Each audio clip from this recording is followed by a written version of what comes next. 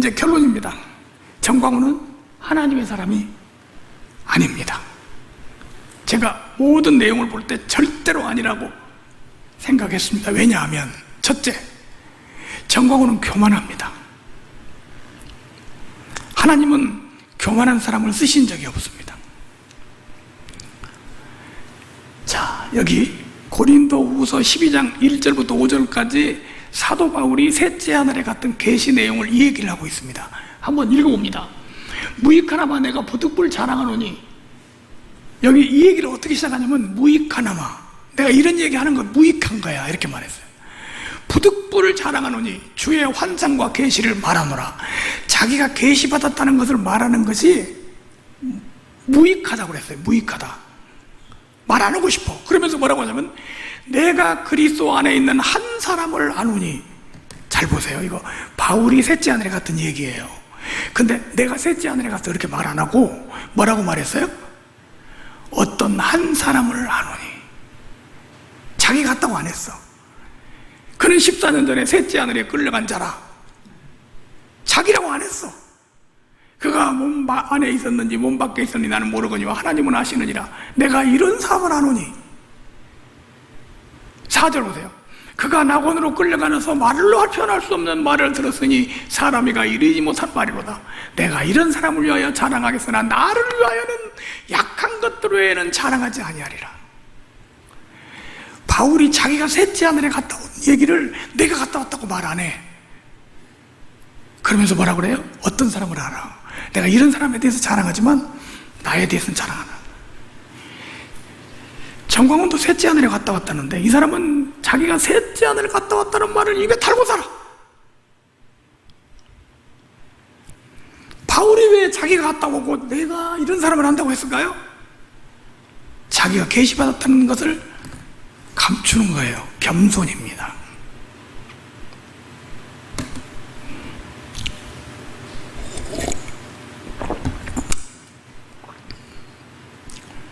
하나님한테 까부면 죽는다고 할 정도로. 이건 교만이 아니면요 그런 말이 나올 수가 없어요.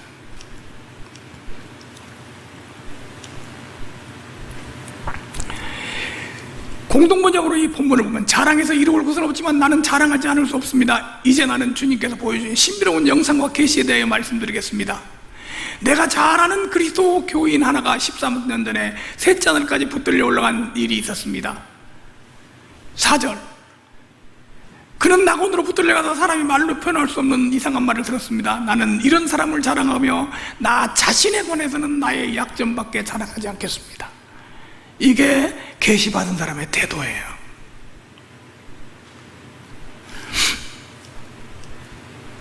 정광훈은 회개할 줄 모릅니다. 정광훈이가 무슨 실수를 했으면요, 아 그는 실수했어, 내가 좀 잘못했어, 이러면 끝나버려요. 근데 그 사람은 절대 잘못했다고 안 합니다. 자, 하나님의 본체 얘기 가지고 문제가 많이 일어났어요. 그러니까 대변자가 변호하는 유튜브를 만들어서 올립니다. 그 유튜브가 출애굽기 4장 16절을 보겠습니다. 출애굽기 4장 16절. 그가 너를 대신하여 백성에게 말할 것이니 그는 내 입을 대신할 것이요 너는 그에게 하나님같이 되리라. 하나님이 모세에게요 특별한 말씀을 주셨습니다. 하나님의 말씀을 직접 모세에게 들려주셨어요. 그리고 모세에게 그의 친형 아론에게 모세가 하나님처럼 대우를 받게 해주셨습니다. 너는 아론에게 하나님같이 되리라.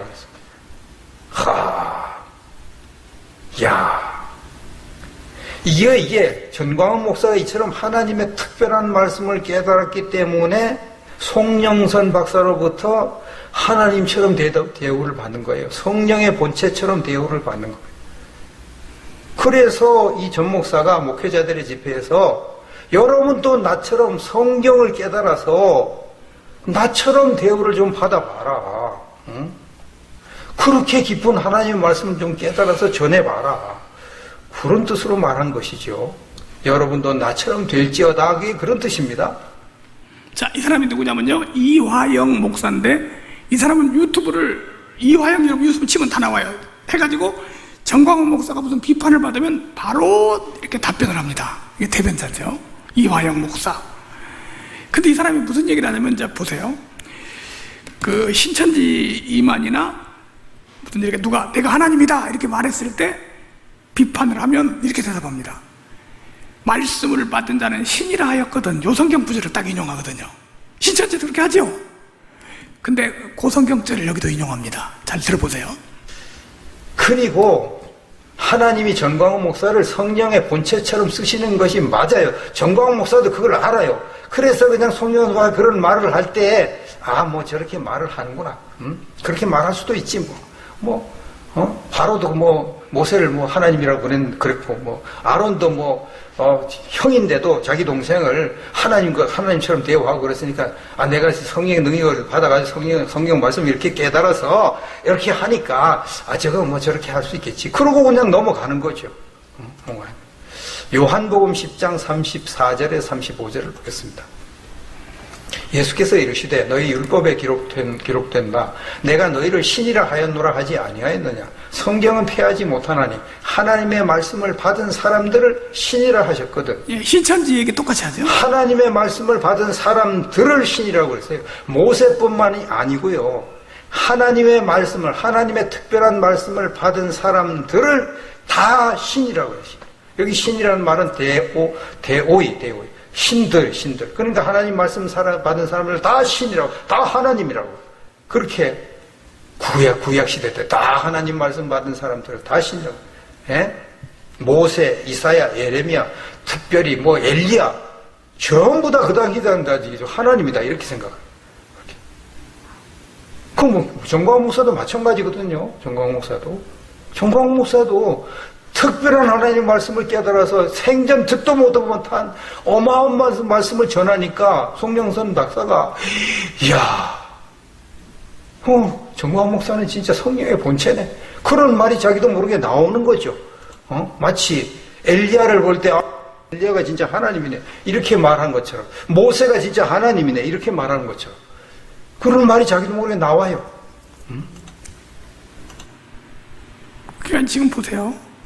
그건 실수했어 이렇게 하는 게 아니고 그걸 다 변명을 하고 있어요. 그러니까 여기는 벗어날 수가 없는 거예요. 어디 엘리야를 하나님이라고 하고 모세를 하나님이라고 했어요. 하나님의 말씀을 전하는 의미를 말하는 거지. 그 성경적으로 가지고, 그러니까 정광훈 목사를 성령의 본체라고 한 게 잘했다는 거죠. 네? 지금 이화영 목사라는 사람, 이 사람은 어떤 사람이냐? 정광훈 목사 대변자로 있는 사람. 이단 문제로 목사 면직된 사람이에요. 2010년도 3월 15일 날 대한예수장로회 경남노회에서 면직시켰습니다. 이단 문제로. 근데 정광훈 목사가 대변자예요. 어제 문재인 대통령께서 전광훈 목사님을 지칭하여 전광훈 씨라고 하면서 또 강력한 규탄을 하시고 적반하장이다 이런 말을 하신 것과 관련해서, 그리고 그 직후에 압수수색이 또 대대적으로 있었기 때문에 그 부분에 대한 전광훈 목사님의 입장문을 제가 우선 오늘은 대독을 하겠습니다. 전광훈 목사 입장문. 어제 문재인 대통령이 저를 전광훈 씨로 지칭하여 모욕을 준 것이나, 자, 여기 참 기가 막힌 얘기입니다. 이제 문재인 대통령이 정광훈 씨라고 했으니까 모욕을 줬다는 거예요. 정광훈 목사라고 안 하고 정광훈 씨라고 했으니까. 자, 정광훈 목사에 의하면 문재인 대통령은 사단의 종이고 정광훈 목사는 하나님의 선지자입니다. 그럼 누가 더 선해야 되죠? 누가 더 선해야 돼요? 문재인 대통령은 악해야 되고 정광훈은 선해야 돼요. 왜냐면 하나님 사람이니까. 정광훈은 문재인한테 별욕을 다 합니다. 대중 앞에서. 문재인 이 자식, 새끼. 뭐 하여튼 별욕을 다 해요. 근데 문재인 대통령이 씨라고 하니까 모욕을 줬다. 그럼 자기는 저한테 씨라고 한 건 모욕을 준 거고, 거기다가 욕한 것은 괜찮고, 이게 사람들이요 어떻게 생각하겠어요? 지금 이 방송이 이게 딱 나오니까 무수한 사람들이 욕을 하는 거야. 보면서 아니 저는 욕 다 해놓고 씨라고 했다고 모욕을 줬다고 해? 자기를 뭘 회개할 줄 모르는 사람이에요. 정광훈 행위는 성경과 맞지 않습니다. 하나님의 사람이라면 그 사람의 행위가 성경에 맞아야 돼요. 여기 성경 로마서 13장 1절로 2절, 각 사람은 위에 있는 권세에게 복종하라. 권세는 하나님으로부터 나지 않음이 없나니 모든 권세는 하나님께 정하신 바라. 그러므로 권세를 거스리는 자는 하나님의 명을 거스림이니 거스리는 자들은 심판을 자취하리라. 그래서 권세는 그 시대의 권세입니다. 지금 이 로마서 13장을 기록할 때 권세는요 로마의 황제예요. 아주 기독교인들한테 핍박을 가고 박해하던 황제예요. 너는 그들로 하여금 통치자들과 권세 잡은 자를 복종하며 선한 일에 행하기를 위하여 준비하게 하며 아무도 비방하지 말며 다투지 말며 관용하며 범사에 온유함으로 모든 사람에게 나타날 것을 기억하게 하라. 여기 비방이라는 말이 있습니다. 사도 바울이요 대제사장한테 욕을 한번 했어요. 바울이 이르되 회칠한 담이여 하나님이 너를 치시리로다. 내가 너를 율법대로 심판한다고 하는데 율법을 어기고 너를 치라 하느냐 하니 곁에 선 사람들이 말하되 하나님의 대제사장을 욕하느냐. 바울이 이르되 형제들아 나는 그가 대제사장인 줄 알지 못하였노라. 기록하였을 때 너희 백성의 관리를, 여기 잘 보세요, 백성의 관리를 비방하지 말라 하였느니라. 바울도 대제사장 대조가 끝났어요. 인정 안 해요. 그런데도 대제사장한테 욕한 것에 대해서 사과했어요. 백성의 관리를 비방하지 말라. 공개적으로 비방을 해요. 여기 저하고 아주 친한 목사님 한 분이 광화문 가는 분이에요. 교인들 데리고. 근데 얼마 전에 만나가지고 자기 광화문 안 간대 이제. 그래서 왜 그러냐 그랬더니 나를 붙잡고 얘기를 하는 거야. 교인들을 데리고 갔는데 한쪽에서 문재인, 그럼 한쪽에서 개새끼 이렇게 하더래요. 얼굴이 뜨뜻해서 교인들이, 자기 교인들이 그러고 있으니까, 야, 이건 그리스도인이 할 일이 아니야. 이거 뭐가 잘못된 거야. 이거 돌아서 봤다는 거야. 하나님의 사람이 아닙니다.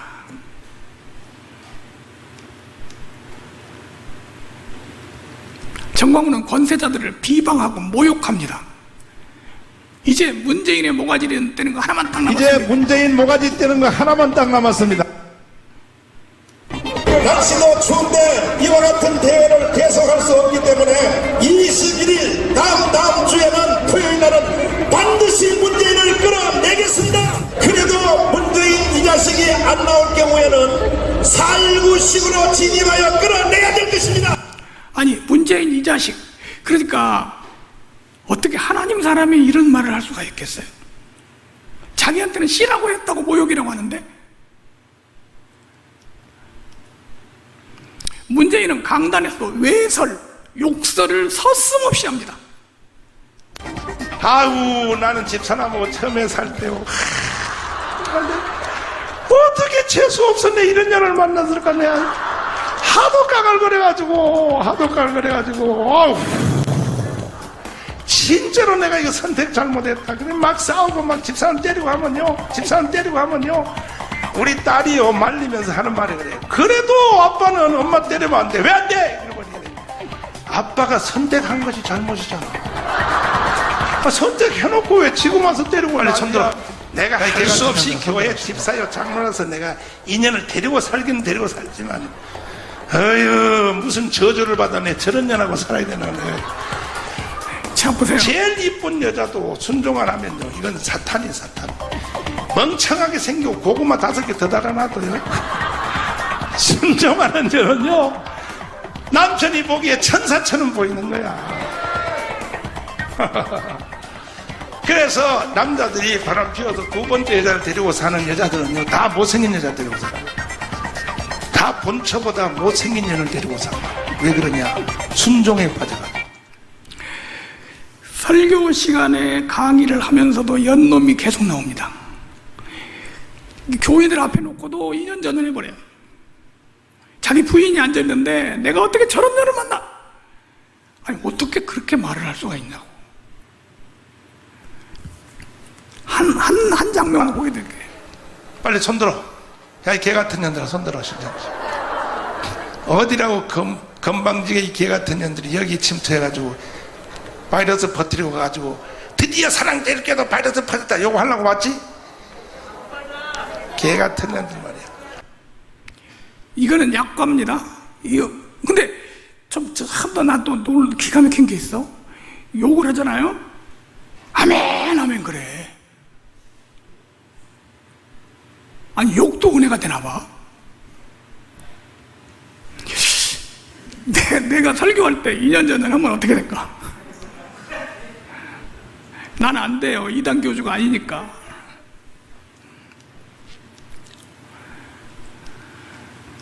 자, 여기 이제 유명한 정광훈 목사 한두 번 한 게야 이 말이.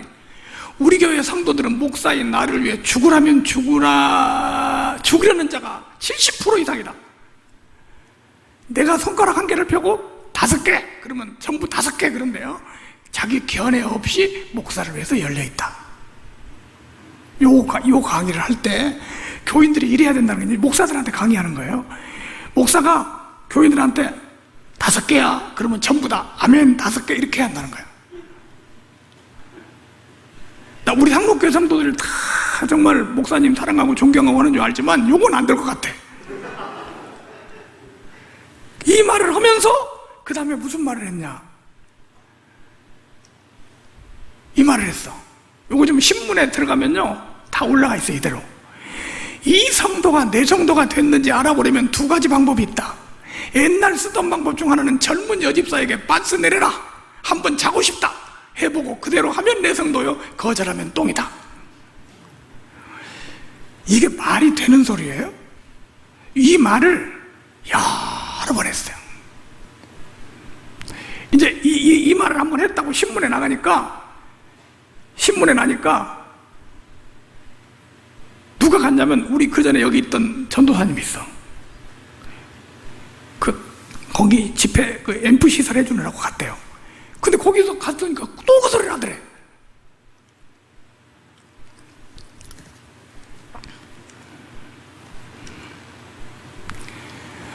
우리 여자들 교회 올 때 너무 짧은 치마 입으면 안 돼. 안 돼. 빤스 다 보이는 치마 입으면 안 돼. 내가 그렇게 입고 오면 들춘다. 인터넷에 들어가봐. 정광훈 목사는 빤스 입은 여자를 들친다고 나와 있어. 우리 교회도 보면 당회장실에 나하고 상담하러 오면 무릎 위로 올라오는 치마 입으면 빤스가 다 보여요. 그럼 가려야 할 거 아니냐? 이런 거 없어. 그런 거 없어. 아멘 하는 년 하나도 없네. 지금 그 사람들한테 아멘 하는 년 하나도 없네. 그러니까 아멘 해봐. 그러니까 또 아멘 하면 그래. 한여름철에 큰 교회 가봐. 큰 교회 강대상 높아.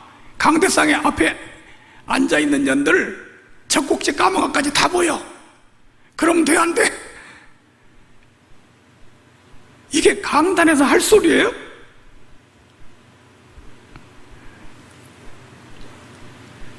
근데 이런 말에 은혜를 받고 한다는 게 말이 안 돼요. 빤스 발언 내가 하도 웃겨가지고. 자, 지금 이게 누구냐면요, 정광훈 목사하고 같이 사역하던 목사예요.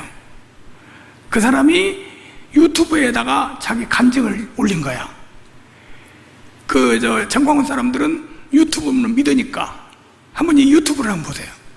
빤스 발언 내가 하도 웃겨가지고 좀 정광훈 좀 솔직해라. 자기가 했으면 했다고 좀 그래. 왜냐하면 내가 본 것만도 2번을 봤어요.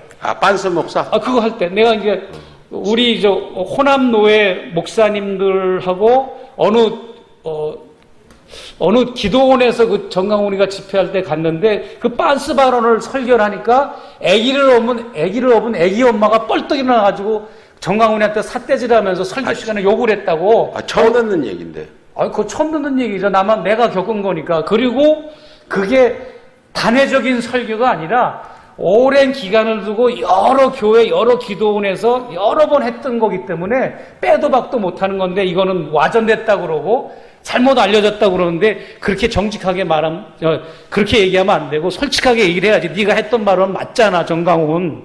그리고 대구에서 그런 빤스 발언 설교를 해가지고 이게 크게 문제화된 겁니다. 대구의 어느 큰 교회에서. 네. 그래서 문제화된 건데 그게 말이나 됩니까? 빤스를 내려서 순종하면은 내 교인이고 아니면 이런 게 감히 어떻게 목회자라고 할 수가 있습니까? 다시 한번 확인했습니다. 두 번 했다는데 지금 현재 알려진 건 한 번 한 것만 나왔는데 그 당시에 뭐 호남 무슨 아니 이게 뭐냐면요, 여러 교회 집회도 다녔고 부흥회도 다녔고 기도원 집회도 했고 또 금남교회에서 그 예배당에서 집회도 했었고 또 이렇게 각 기도원 집회도 수양관 집회도 했었는데 그럴 때마다 여러 곳에서 그런 발언을 똑같은 발언을 많이 했어요. 오랫동안. 그러니까 한 번은 어떤 이분 내가 봤을 때는 직접 보셨어요? 내가 봤지. 여기 직접 보셨답니다. 그럼. 업은 엄마가 일어나서 정강훈한테 정강훈도 뭐 이렇지는 않았겠지만 막 따지고 욕하고 막 따지고 욕하고 여러분 그랬지.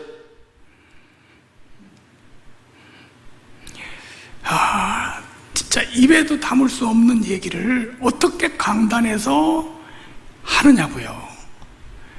그 다음에 자기 사모를, 부인을 자기가 폭행을 했다는, 다시 말하면 때렸다는 말을 여러 번 하고 다녀요. 그것도 자랑스럽게.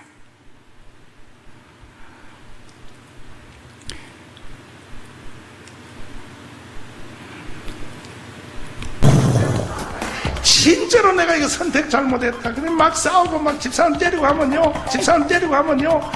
우리 딸이요 말리면서 하는 말이 그래요. 그래도 아빠는 엄마 때리면 안 돼. 왜 안 돼? 이러고.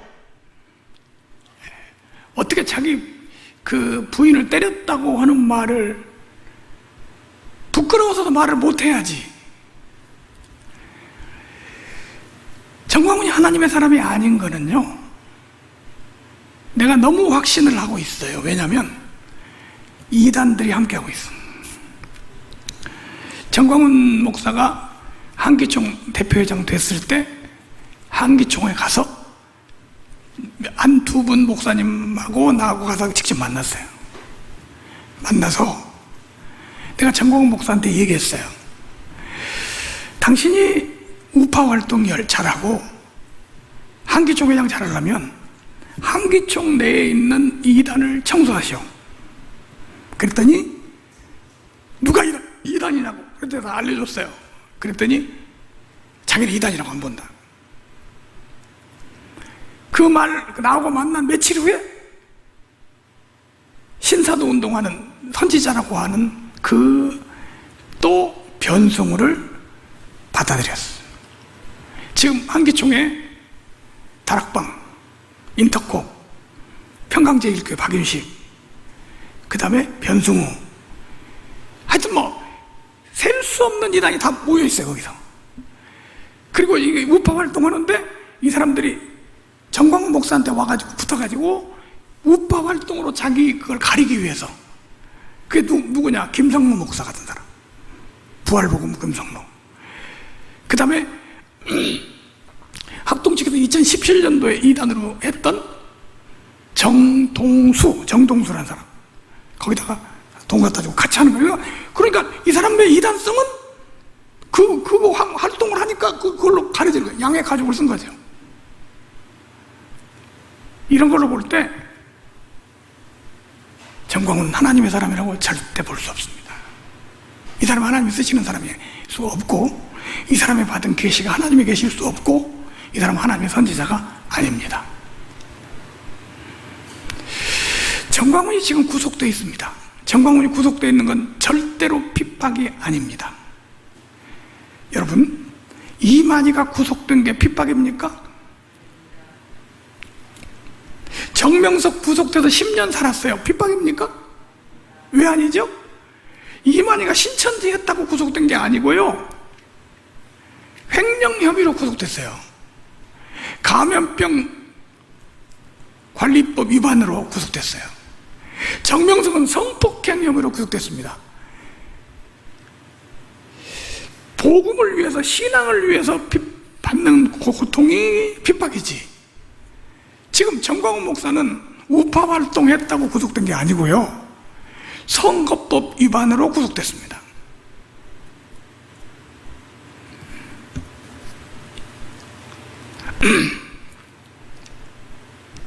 정광훈은 거짓 선지자입니다. 왜? 자기가 선지자라고 하니까. 만약 거짓 선지자가 아니면 그 사람이 참 선지자여야 되거든. 우리가 인정해야 돼요. 두 번째, 자신이 계시를 받았다고 하니까. 세 번째, 정광훈이 예언했기 때문에. 네 번째, 하나님을 꼼짝 못하게 한다고 하기 때문에. 다섯 번째, 성령의 본체라고 주장하기 때문에. 여러분, 거짓 선지자가 분명합니다.